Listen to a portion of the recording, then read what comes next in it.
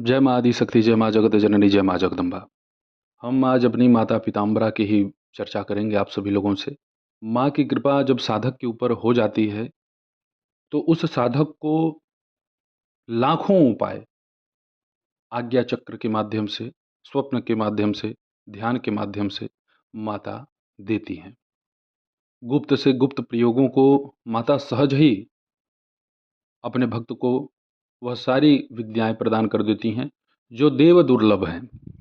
परंतु उस तपस्वी को, उस साधक को प्रयत्नरत रहना चाहिए कि अपनी विद्या को गोपित भी रखे और साथ में जो भी दुखी जन आए उसका कल्याण भी करे।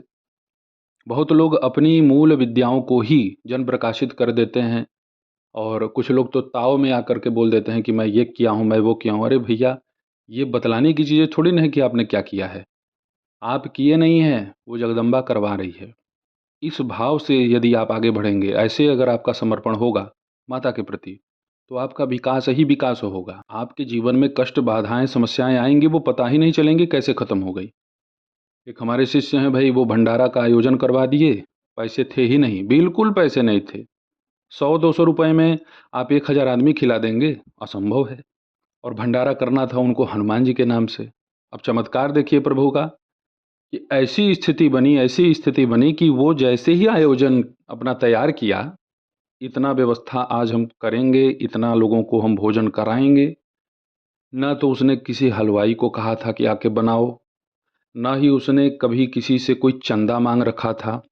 जैसे ही वह निर्धारित दिन आया भंडारे का, उसी दिन उसे बनारस से कोई एक ऐसे व्यक्ति आए, जो उस व्यक्ति को 1.5 लाख रुपए कैश दे करके ये कहे कि ऐसा है कि इसको आप अपने पास रखना, मैं आऊँगा तो ले जाऊँगा। वो आज तक भैया आए ही नहीं। अभी तक उनका कोई पता नहीं है। देखने में बहुत विचित्र व्यक्ति लग रहे थे।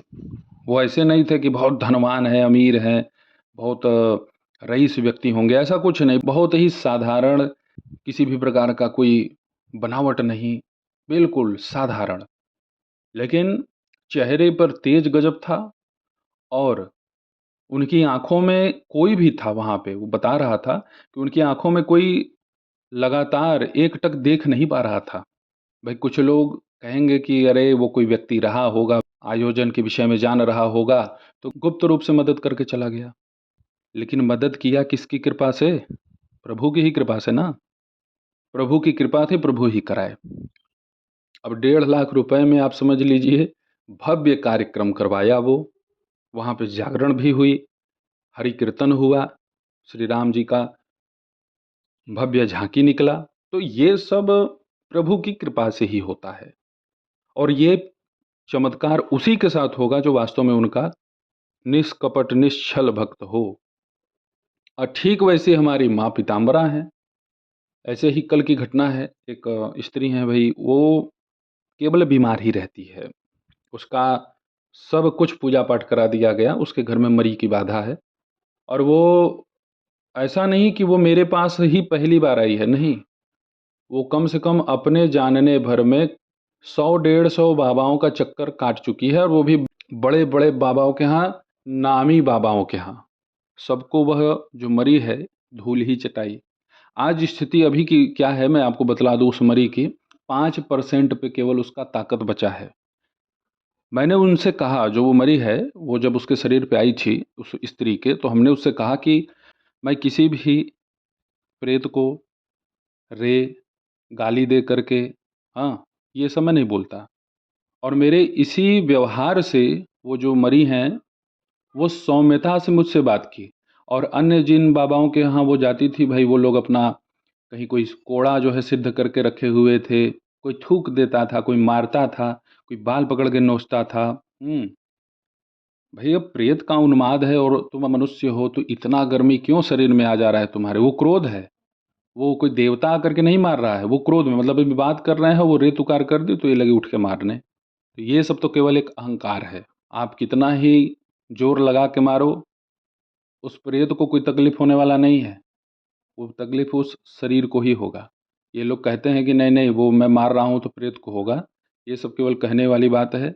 हफ्ते भर समझ लीजिए कि निशान पड़े रहते हैं शरीर के ऊपर।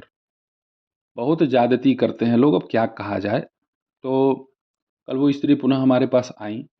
उन्होंने कहा कि गुरुदेव सब कुछ तो ठीक है, लेकिन अभी भी जैसे कभी-कभी शरीर पर एक आभास होता है कि कोई सिर पर बैठना चाह रहा है या कंधे पे कोई बैठना चाह रहा है या कोई धक्का देना चाह रहा है, ऐसा कभी-कभी प्रतीत होता है। तो हमने उनसे कहा कि एक काम आप करो, अनुलोम विलोम प्राणायाम। आप तो जान ही रहे हैं आप सब लोग इसके विषय में। अनुलोम विलोम प्राणायाम तो आप कीजिए, लेकिन जब अपनी बाईं नासिका से आप श्वास को अंदर खींचें, तो 3 बार बोलिए पीताम्बरा। मानसिक साँस खींचते-खींचते मानसिक रूप से 3 बार आपको पीताम्बरा बोल देना है। फिर साँस को अंदर रोक लें, दोनों नासिकाओं को बंद कर देना है उस समय। फिर 3 बार पीताम्बरा बोलिए। फिर उसके बाद दाहिनी नासिका से सांस को छोड़ते जाइए और पीताम्बरा पीताम्बरा पीताम्बरा बोलते जाइए। पुनः दाहिनी नासिका से आपको सांस फिर खींचना है, तो फिर 3 बार पीताम्बरा आपको बोलना है मन में। फिर सांस को रोक लेना है, दोनों नासिका बंद करनी है, तो फिर पीताम्बरा बोलना है 3 बार मन में। और फिर पुनः बाएं नासिका से सांस छोड़ते छोड़ते आपको पुनः पीताम्बरा 3 बार बोलना है। इस क्रिया को आप घड़ी से 5-10 मिनट कीजिए। कितना भी गंभीर रोग हो, कितना भी गंभीर से गंभीर भूत प्रेत मरी मसान ब्रह्म जिन्न जिन्नात कुछ भी हो भाई, आप इसको कीजिए। आज मैं आपको साफ साफ बतला दूं, प्रेत उसी के शरीर को पकड़ता है जिसका पंचभूत शरीर प्रभावित हो, जिसका ऑरा खराब हो, और जिसके पंचभूत शरीर पूर्णतया पुष्ट है, वह स्वस्थ है, उसके ऊपर तंत्र मंत्र का प्रभाव होता ही नहीं। जिसका प्राणायाम का स्रोत शुद्ध है, उसको किसी भी प्रकार की प्रेत बाधा से, शत्रु बाधा से, अन्य किसी भी बाधा से प्रभावित होते आप देखेंगे ही नहीं। उसके घर में 50 लोग बीमार हो जाएंगे, लेकिन वो फिट रहता है। ये आप स्वयं ही देख सकते हैं अपने घर में, अपने आसपास पड़ोस में कोई ना कोई ऐसा शख्स आपको देखने को जरूर मिल जाएगा। तो आप अपने आप को आंतरिक रूप से पुष्ट कीजिए, मानसिक रूप से पुष्ट कीजिए। इस क्रिया को यदि आप करते हैं, यह प्राणायाम ही है, लेकिन इसमें जो मंत्रात्मक आप यह प्राणायाम कर देंगे तो ये एक क्रिया हो जाती है, विशेष करके आपको मानसिक शारीरिक रूप से पुष्ट करने के लिए। आप इसी क्रिया को 10 मिनट कीजिए, 15 मिनट कीजिए, मन नहीं लगेगा 5 मिनट कीजिए, खाना खा के कीजिए, खाना बिना खाए कीजिए, नहाए कीजिए, बिना नहाए कीजिए, जब आपको समय मिले तब कीजिए।